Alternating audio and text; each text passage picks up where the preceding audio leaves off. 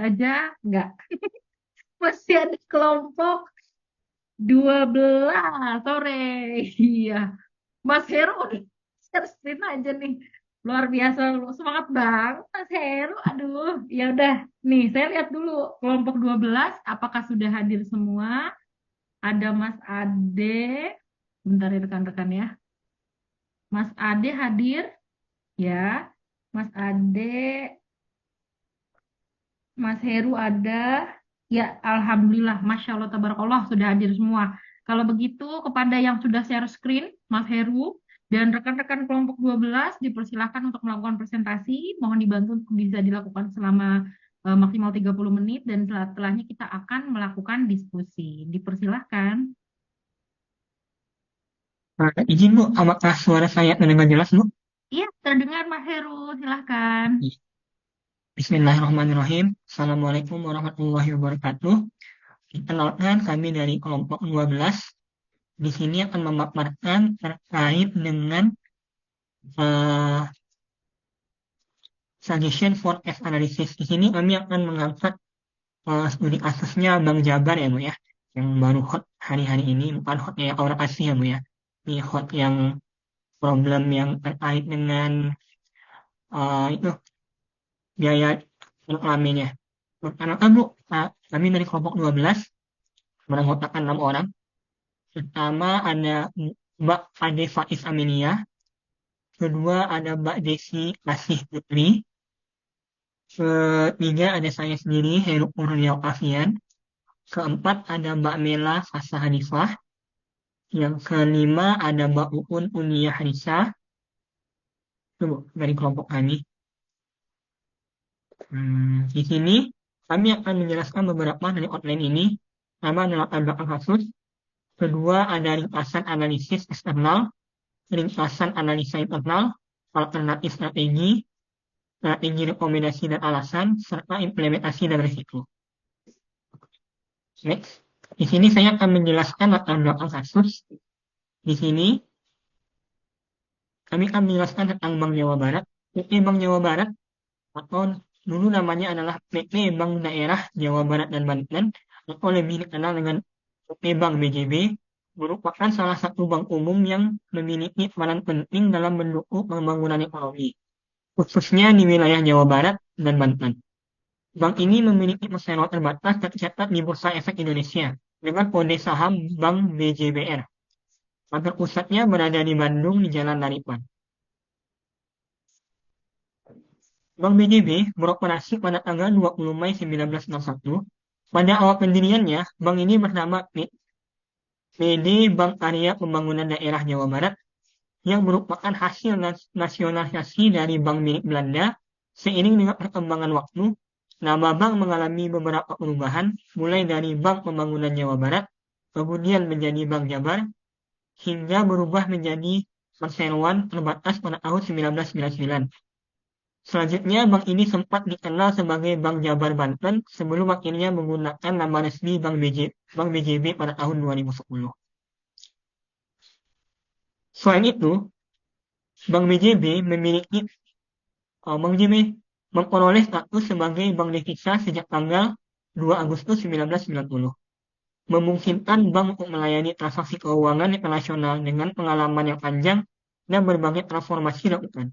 Bank BJB berkembang sebagai lembaga keuangan yang berkomitmen mendukung pertumbuhan ekonomi daerah khususnya Jawa Barat dan Banten dan nasional.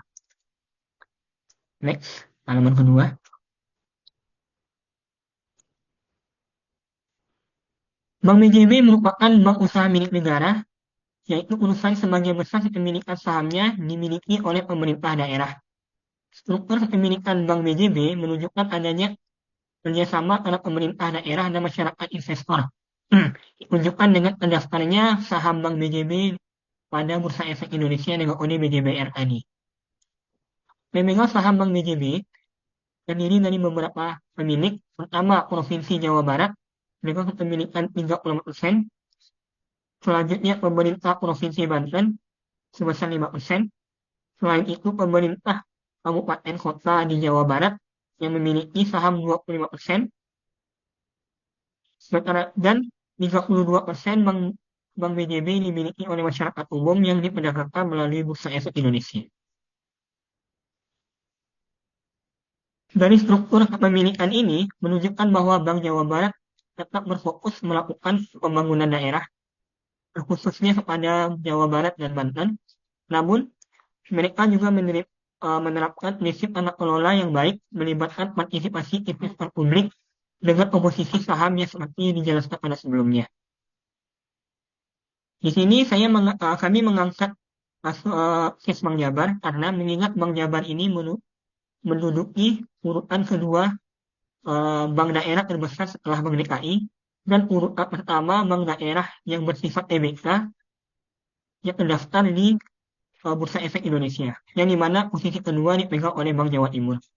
Mengingat pentingnya posisi bank ini bagi penduduk Jawa Barat yang juga menjadi provinsi dengan penduduk terpadat dan terbanyak di Indonesia, kami memutuskan mengangkat case bank ini. Nah, di sini case kami angkat, baru-baru ini kita mendengar kasus pengadaan iklan Bank Jabar yang melibatkan mantan gubernur kita, Bapak Ridwan Kamil. Kasus ini mencuat karena adanya dugaan penyimpangan dalam belanja, jasa iklan, dan promosi yang dilakukan oleh Bank Jabar sebagai BUMD, yang sebagian besar dimiliki oleh pemerintah daerah Jawa Barat. Nah, di sini case-nya adalah Bank Jawa Barat mempunyai anggaran promosi yang besar.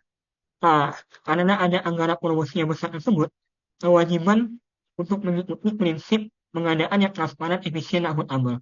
Nah, permasalahan ini muncul ketika proses pengadaan iklan dinilai tidak sepenuhnya memenuhi konsep prinsip tata kelola yang baik. Next akan dijelaskan oleh teman saya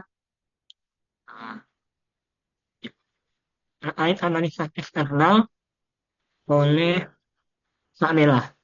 Akan lanjut, Baik. Mbak Mela. Oke, izin melanjutkan teman-teman dan juga Ibu. Pada bagian ini saya akan menjelaskan mengenai analisis eksternal untuk Bank Jabar atau Bank BJB dengan menggunakan pendekatan PESTEL, yaitu dari segi politik, ekonomi, sosial, teknologi, environmental, dan juga dari sisi legal. Nah, pendekatan ini digunakan untuk menganalisis faktor-faktor lingkungan makro yang berada di luar perusahaan, namun juga memiliki pengaruh yang signifikan terhadap pengambilan keputusan dan juga strategi perusahaan. Faktor yang pertama adalah dari segi politikal. Kita ketahui bahwa memang Bank BJB ini merupakan bank milik pemerintah daerah atau BUMD, sehingga aktivitas operasionalnya sangat dipengaruhi oleh kebijakan Pemda dan juga prinsip tata kelola sektor publik atau dari segi good corporate governance-nya. Nah, sebagai bank BUMD, tentu Bank BJB memiliki kewajiban untuk menjalankan proses pengadaan, termasuk dari pengadaan jasa iklan, promosi, untuk dilakukan secara transparan, akuntabel, sesuai dengan prinsip GCG. Nah, karena merupakan milik Pemda, tentu harus adanya pengawasan dari masyarakat dan juga DPRD, sehingga membuat setiap kebijakan promosinya menjadi sensitif dan berpotensi menimbulkan risiko reputasi apabila tidak dikelola dengan baik. Kemudian yang faktor kedua adalah dari sisi ekonomi. Nah, kita tahu bahwa memang industri perbankan saat ini memang sedang dalam kondisi persaingan yang ketat ya, karena tidak hanya bersaing dengan sesama bank daerah, Bank BJP juga harus bersaing dengan bank nasional yaitu BUMN dan juga dengan bank swasta ataupun dari segi bank digital. Nah, persaingan ini tentunya mendorong perusahaan untuk meningkatkan aktivitas promosinya agar tetap relevan dan juga tetap kompetitif di pasar perbankan. Kemudian yang ketiga adalah dari sisi sosial. Kepercayaan masyarakat tentu menjadi faktor yang sangat penting teman-teman bagi Bank BJB. Karena sebagai bank milik Pemda atau BMD, tentu Bank BJP ini dipersepsikan terkait kredibilitasnya, terkait integritasnya untuk menjalankan setiap aktivitasnya. Nah, isu pengadaan iklan tadi yang tidak transparan juga berdampak langsung pada citra perusahaan dan juga meningkatkan tingkat kepercayaan dari publik itu sendiri. Nah, oleh karena itu memang faktor sosial ini menjadi tekanan eksternal juga yang mempengaruhi dari pengambilan keputusan dari manajemen strategis itu sendiri. Kemudian yang berikutnya adalah dari sisi teknologi. Nah, perkembangan teknologi memang saat ini sedang mengalami pesat ya teman-teman, dari mulai digital bankingnya, kemudian dari mobile banking, itu kan jadi pilihan utama ya dari nasabah untuk menggunakan mobile banking. Sehingga promosinya juga bergeser nih ke media digital dan juga ke online advertising. Nah, perkembangan teknologi ini juga menjadi peluang bagi Bank BCB untuk melakukan promosi yang lebih tepat sasaran dan lebih menjangkau nasabah lebih banyak.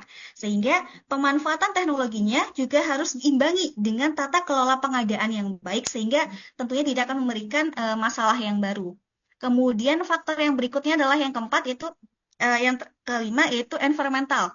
Nah, meskipun memang tidak berhubungan langsung ya dengan isu lingkungan hidup, tentunya ini juga meningkatkan efisiensi dari penggunaan sumber daya perusahaan. Nah, penggunaan media digital dalam promosi juga akan mengurangi ketergantungan pada media cetaknya. Kemudian dari segi aktivitas promosi yang konvensional, sehingga secara tidak langsung juga mendukung efisiensi dan keberlanjutan operasional perusahaan. Dan yang terakhir adalah dari faktor legal.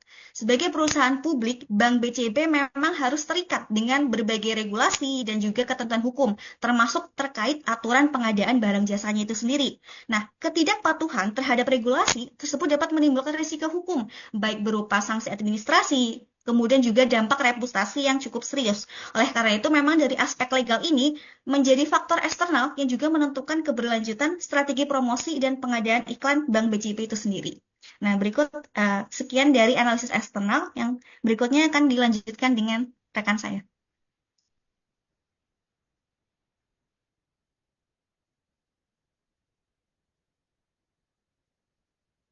Ya, terima kasih Mbak Mela. Berikutnya, siapa yang akan melakukan pemaparan? Ya, saya Bu. Baik, Mbak Nurlaili. Ya, Bagus banget namanya Mbak Nurlaili. Ya, lanjut Mbak. analisis internal dalam Bank BCB itu ada 5 aspek yang utama. Yang satu, sumber daya manusia. Dari sisi sumber daya manusia, Bank JB memiliki kekuatan berupa pemahaman yang baik terhadap pasar lokal dan hubungan yang kuat dengan pemerintah daerah. Namun kelemahannya adalah kompetensi digital yang belum merata dan produktivitas SDM yang masih perlu ditingkatkan. Yang kedua, sumber daya keuangan. Secara keuangan, Bank BJB didukung oleh pemodalan, pemerintah daerah, dan dana pihak ketiga secara relatif stabil, terutama dari ASN dan pemerintah daerah. Namun, ketergantungan pada segmen tertentu dan efisiensi biaya operasional masih menjadi tantangan. Yang ketiga, teknologi dan digitalisasi. Dalam hal teknologi, Bank BJB telah menyediakan layanan mobile dan internet banking. Namun, dibandingkan dengan bank nasional, inovasi digital Bank BJB masih perlu ditingkatkan, dan pemanfaatan layanan digital oleh nasabah belum optimal. Yang keempat, operasional dan pelayanan. Dari sisi operasional, Bank BJB memiliki jaringan kantor cabang yang luas, sehingga mudah diakses oleh masyarakat daerah. Akan tetapi, proses layanan masih relatif lambat dan kualitas layanan antar cabang belum seragam. Yang terakhir, yang kelima, budaya organisasi dan tata kelola perusahaan. Bank BJB telah menerapkan prinsip good corporate governance dan mematuhi regulasi OJK dan Bank Indonesia. Namun, struktur organisasi dan yang birokratis menyebabkan budaya inovasi belum berkembang secara optimal. Selanjutnya, akan dilanjutkan rekan kami. Ya, terima kasih Mbak Nurlaili. Baik Ibu, saya izin melanjutkan Ibu untuk bagian alternatif strategi. Ya, silakan. Baik, teman-teman, berdasarkan hasil analisis internal dan eksternal yang BJB yang tadi sudah dipaparkan oleh rekan-rekan saya, terdapat beberapa alternatif strategi yang secara teori juga bisa diterapkan, namun masing-masing memiliki implikasi yang berbeda terhadap kondisi perusahaan saat ini.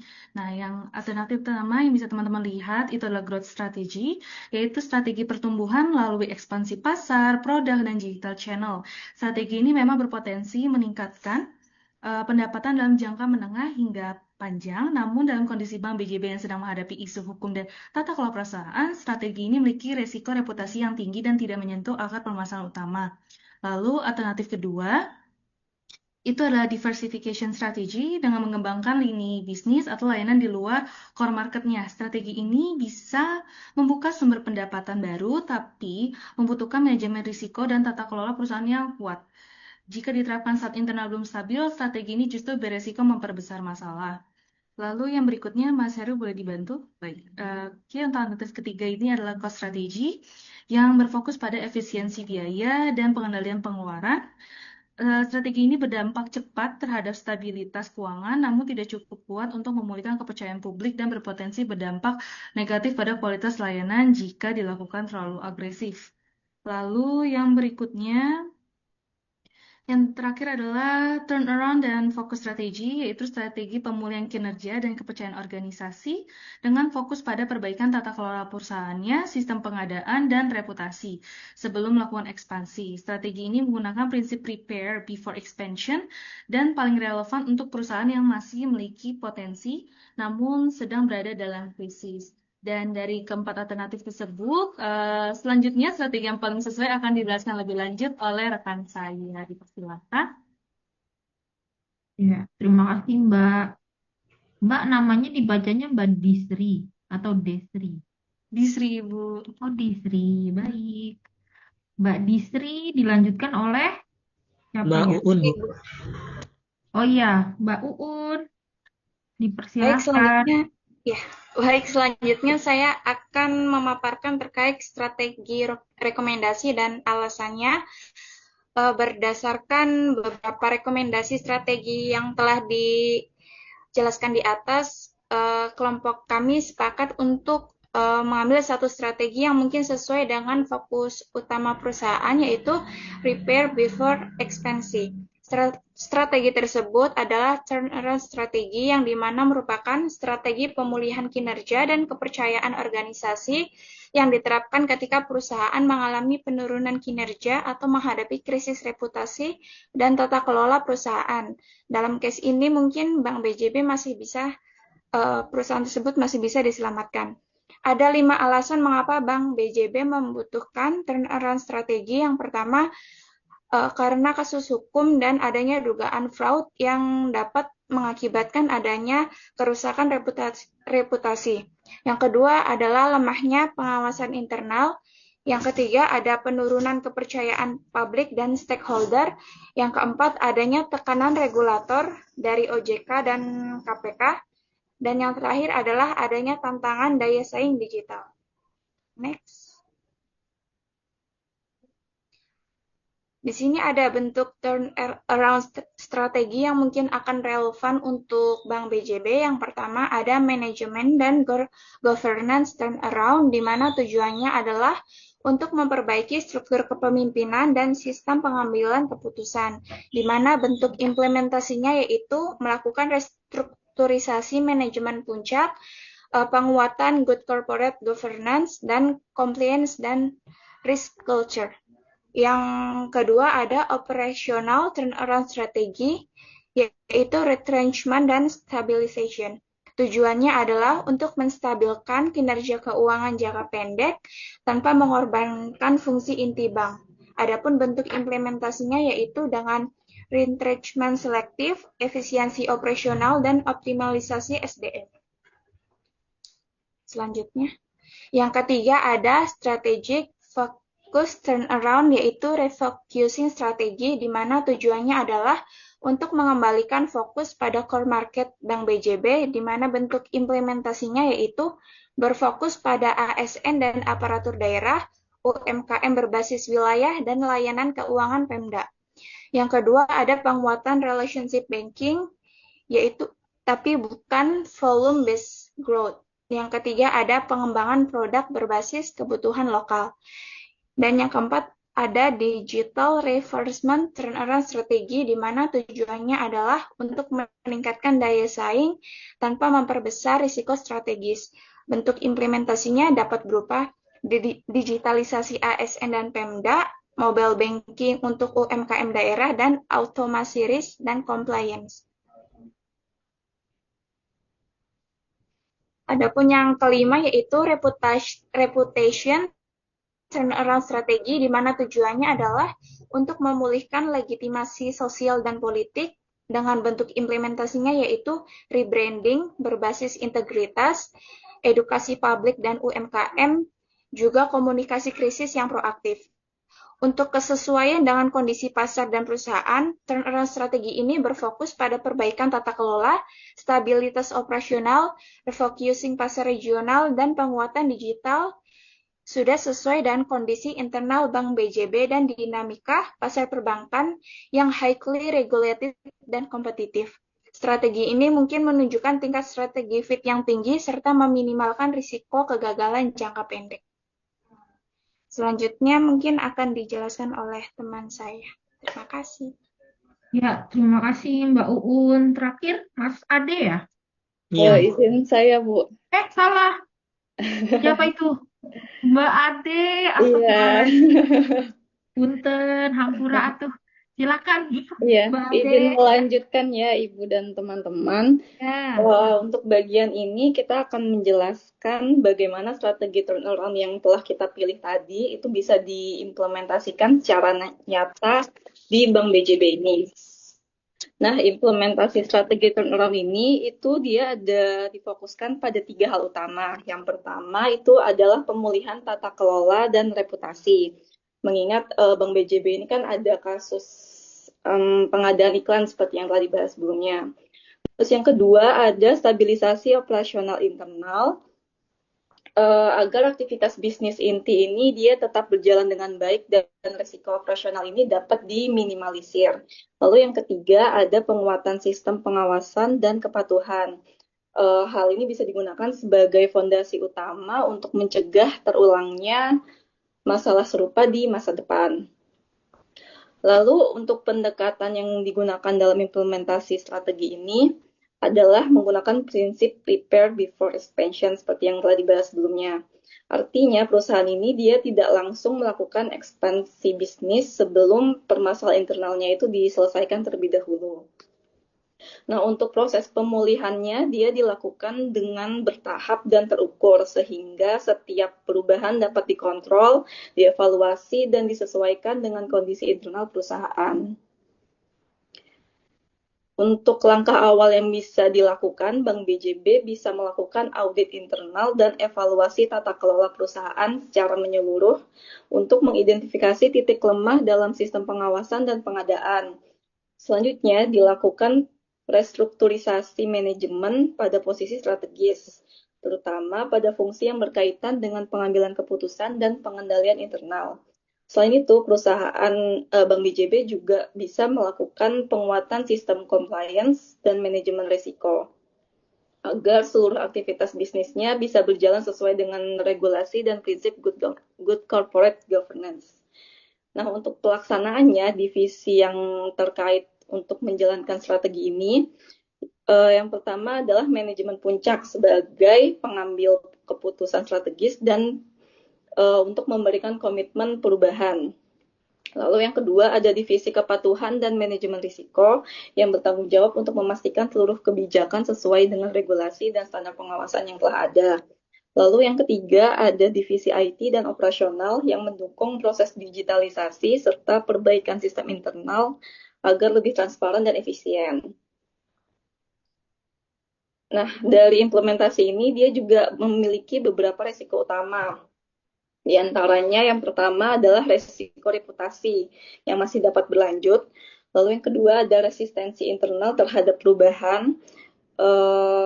Jadi karyawannya ini dia menolak untuk menerapkan beberapa perubahan yang akan dilakukan gitu.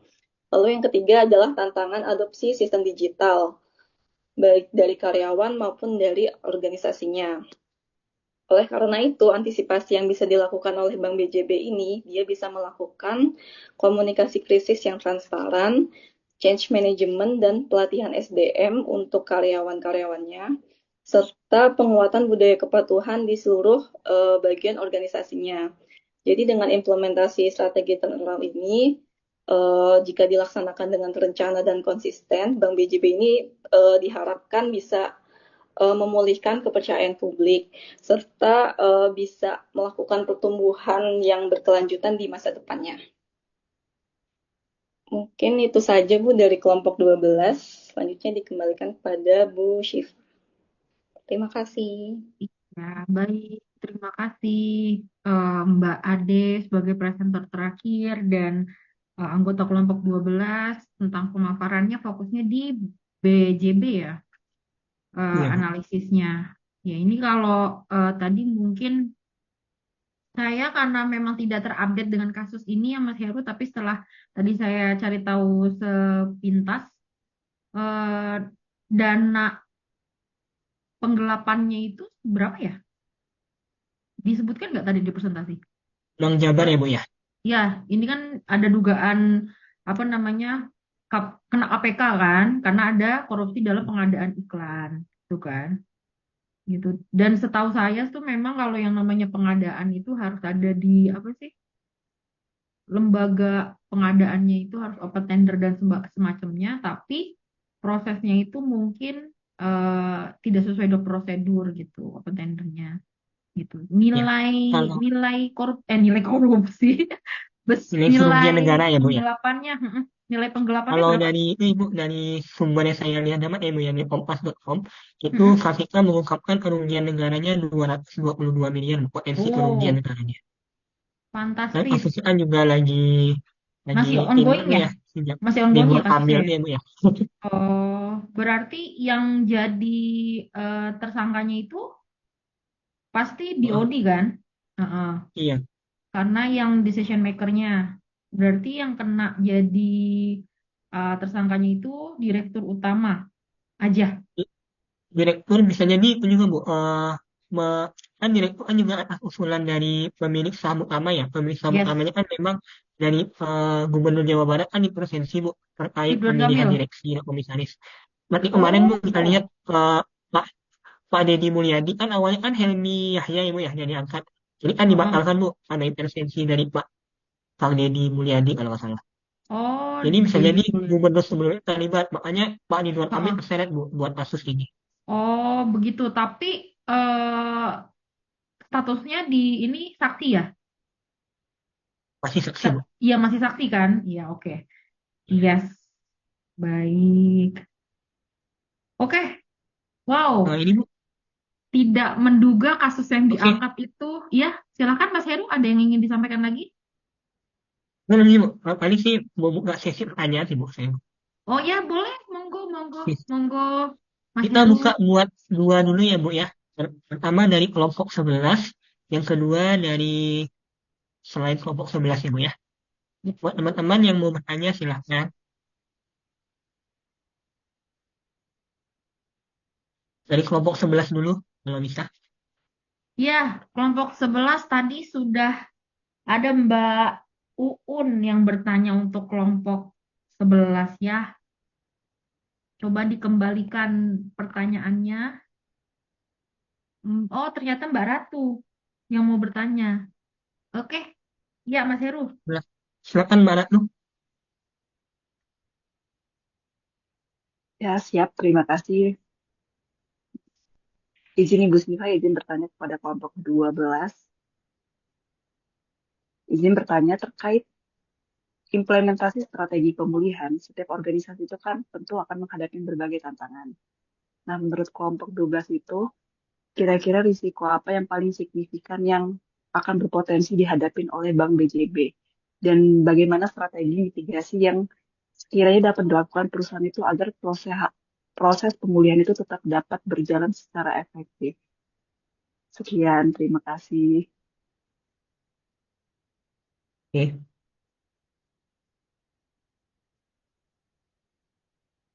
Sebenarnya yang jadi inti utama dari masalah ini masalah trust sih ya, kepercayaan publik sih Mas yang saya menjadi yang maksudnya, karena bank-bank itu kan cukup sensitif ya gitu. Kalau misalkan soal keciduk KPK sekali, pasti recovery-nya susah. Jadi memang pertanyaannya Mbak Ratu cukup cukup besar poinnya ya, karena memang strateginya apa untuk mengembalikan. Mungkin bisa dikaitkan ke situ juga kepercayaan publik. Silakan Mas Heru dan rekan-rekan boleh berdiskusi dulu. Nah, izin Bu buat diskusi dulu Bu sama Iya, teman-teman Bu. iya boleh. Kalau ada yang mau bertanya, kelompok Monggo. lain boleh. Ya, boleh raise hand saja lalu on mic.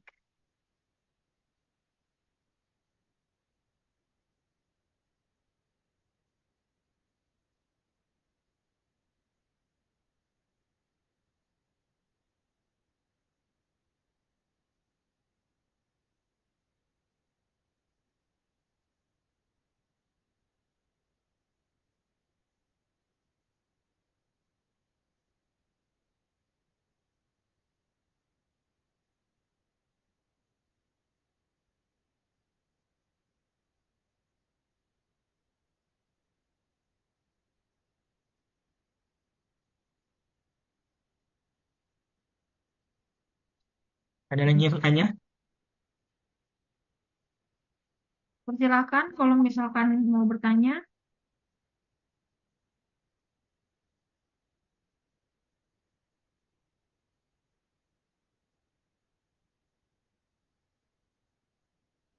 Kalau nggak ada, saya ingin jawab dulu ya, Bu ya. Pertanyaan dari Mbak.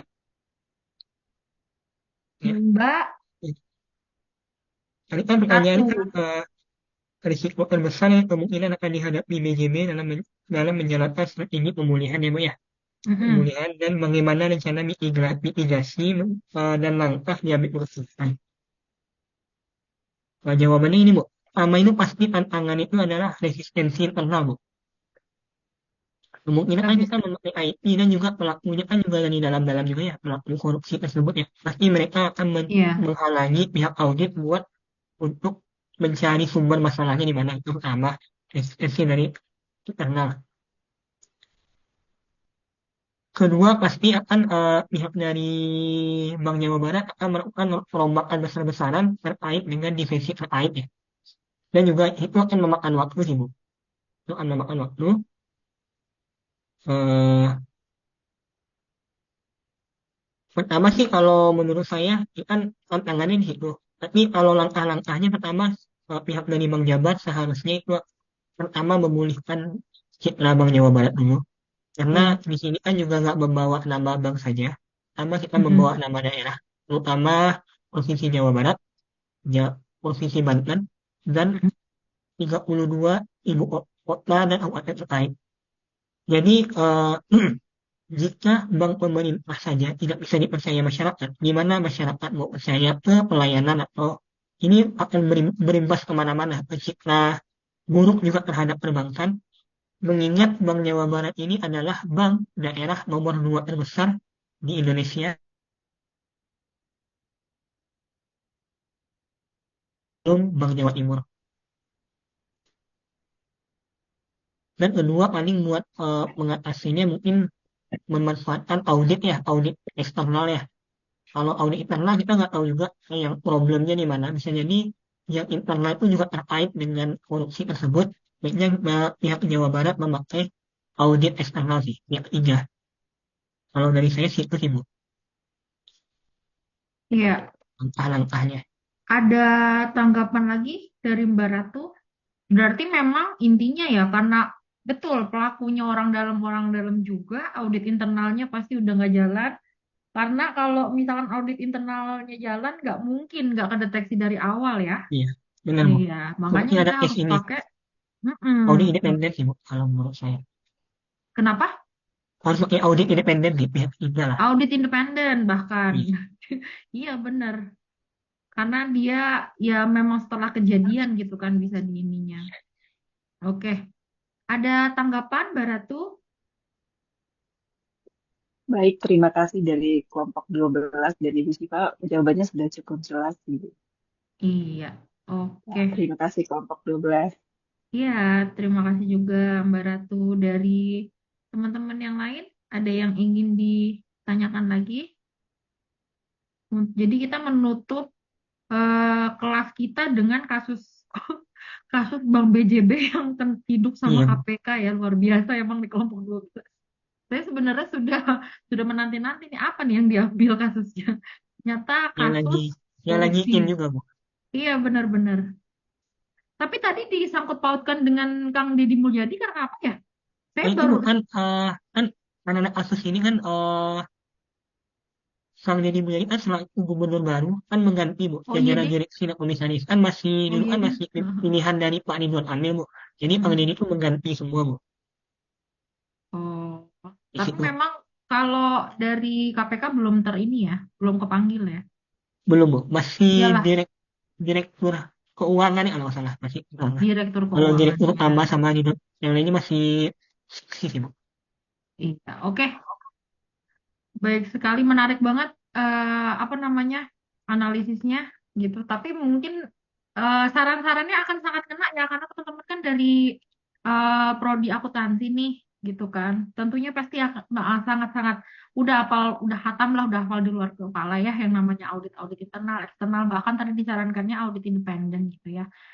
Eh, Kalau begitu, tadi yang buka siapa? Mas Heru ya? Tadi yang buka saya, Bu. Oh iya, kalau begitu ya silakan Mas Heru ditutup, boleh? Saya izin meniru. Tadi saya terpaksa bikin pantun ya, Bu ya. Gara-gara Iya, Mbak boleh, Anissa tadi boleh. bikin pantun. Karena ini Jawa Barat ya, Bu ya. Saya bikin pantun Ya, tentang Jawa Barat, Bu. Ke pasar makan bakmi. cakep. Makannya Cakep. bersama aura kasih. Demikian presentasi kelompok kami. Cukup sekian dan terima kasih. Masya Allah, tabarakallah, luar biasa loh. Terima kasih teman-teman kelompok 11 dan 12. Sangat fresh ya hari ini. Malam ini presentasinya saya masih di kampus bersama dengan Ibu Nur Hayati. Karena Bu Nur lagi bimbingan mahasiswanya. Iya. Kalau begitu saya sudah upload ya. Saya sudah upload apa namanya UASnya. Kalau nanti di naskah soal ada yang kurang jelas, boleh langsung ditanyakan di kolom komentar atau boleh juga nanya di grup juga boleh gitu. Selamat menjalankan ibadah UAS bagi rekan-rekan semuanya. Terima kasih sudah apa namanya berpartisipasi dengan aktif selama 1 semester perkuliahan ini bersama saya. Saya sangat mengapresiasi walaupun saya bukan dosen akuntansi dan hanya dipercayai oleh Ibu Kaprodi untuk memfasilitasi kalian, tapi saya merasa sangat banyak terbantu karena teman-teman semua cukup aktif ya, cukup aktif dan bisa mengikuti perkuliahan dengan baik. Bahkan sebenarnya saya juga yang banyak belajar karena percaya atau tidak latar belakang saya itu bukan keuangan tapi humaniora. Ya, kalau begitu teman-teman semuanya sampai jumpa di kesempatan lain. Saya juga izin pamit dari mata kuliah manajemen strategik ini. Semoga mendapatkan hasil yang maksimal sesuai dengan yang dikerjakan untuk UASnya. Saya tutup pikon terakhir kita pada malam ini. Semoga sehat selalu. Wassalamualaikum warahmatullahi wabarakatuh. Waalaikumsalam. Waalaikumsalam. Waalaikumsalam. Terima kasih banyak Terima Ibu. kasih, Ya, Bu. Pamit, sehat-sehat Bu. Terima kasih, Bu. semuanya ya. Bu. Ya, Saya izin Bu. tutup ya.